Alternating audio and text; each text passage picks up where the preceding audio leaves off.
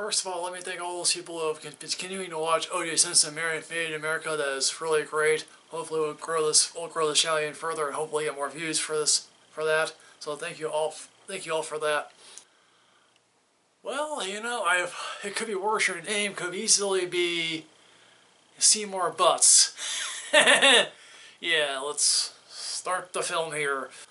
Weiner, which is a new documentary which traces the rise and fall and subsequent rise and fall of Anthony Weiner. And the bulk of this film is basically the 2003 mayoral race, in which he obviously is him trying to win the Democratic primary, so he could easily, considering that, you know, New York is a one-party town, he can easily, you know, maybe an election is basically obviously the Democratic race, so that way he can become, you know, mayor of New York. He can easily make fun of Anthony Weiner, but again, it's like this guy has a whole lot of passion. But again, it's like, you know, he's an attack dog, and that's his ultimate undoing, because he basically he doesn't know when to walk away here. So for a good long time, you know, Weiner, he is in the lead. Maybe not all that much to avoid a runoff, you know, but he clearly has a good lead. But what happens as usual is what happened to him when what happened in Congress. He gets in another scandal here. It's like, here's the thing: New Yorkers clearly want to forgive Anthony Weiner. They clearly love him. He truly fights for them. But again, it goes back to the same thing. He can't help himself, folks. I guess, as he said, it's like all politicians here are like narcissists. Yes.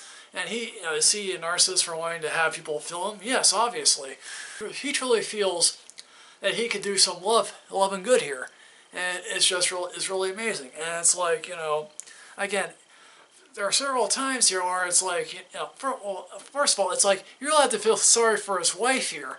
Uma Abedin, I think she's like Hillary Clinton's number 3 person here, but you really feel sorry for her. It's like, there are some times where she's like, when they're all when this is really breaking, it really goes downhill. She basically, for good luck, well, she's basically, supportive of doing this. And then when things are really getting bad, all she does is like sit in a corner and does this. She clearly is not interviewed, but it's like, all people are asking, why does she stay with him? It's like, does she clearly have her own political ambitions? Probably so. Maybe she feels like they're better as a unit than they are apart. So his election day draws nearer and nearer, and, he sinks deeper into the polls. Again, late night comics like Bill Maher, Colbert, and Stewart, they all make fun. Again, they continue to make fun of him, and it's like, part of you has to feel for him, but it's like, again, he really does it to himself. It's like for a period of time, you really forget that the documentary crew is there, and it's like, these are real people who live in everyday lives as us, and it's like, yeah, sometimes he pushes his son around, out tonight so he can do some interviewing with people. Is that bad? Yeah, but it's like, here he is. Well, one of the people that he got caught up with, it's like, there's a woman called Cindy Letters, and I guess he was the one that also was one of the people that he was sexting with. I guess he was sexting with. It's like, I guess on the day of, like, he lost the primary, and for one thing, Anthony Weiner, his people call her, have a code name for her. Her name is Pineapple, and it's like, okay. She goes on Howard Stern. I guess this is the night of when he lost the primary for the mayoral race. And Howard Stern, like, she asked, Howard Stern is asking her questions, and she's like, yeah, he hasn't changed at all. He's like a typical politician. Howard Stern eggs her on to go confront him, basically. And like this is one of those points where it's like Weiner doesn't want his wife there, and it's like he has to go to.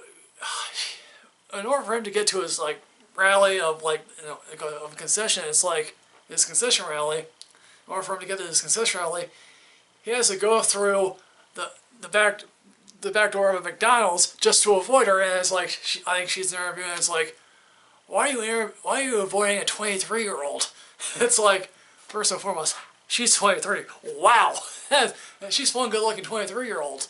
And I think she gets a good porno career out of this. I've seen some of her stuff. Yes, I've this one reviewer has seen some of her stuff. Well, again, it's like there's also one interesting whole thing towards the end where he's on Bill Maher, and it's like there's something, a question about, you know, politicians and daylight and multimedia, and when the question is asked, he says, "Oh, look at the time, I gotta go."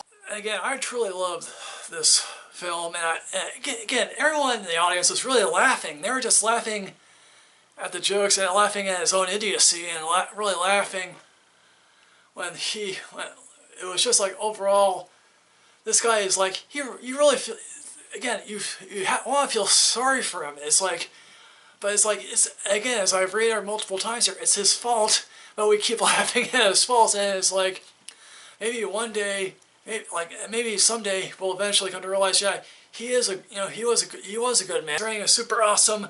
I actively implore you to find this film, watch it, and laugh your heart out as, you know, this man, again, self-destructs, but also finds some way to have at least some partial dignity, I guess. So what did you think about Weiner? Did you happen to like it? Did you not happen to like it at all? So comment below, let me know, and as always here, like, comment, subscribe. Let's go places, folks, and as always, enrich yourself with knowledge, because otherwise you're going to be left in the dark. Yay, hooray, see you all later. Have a good barbecue.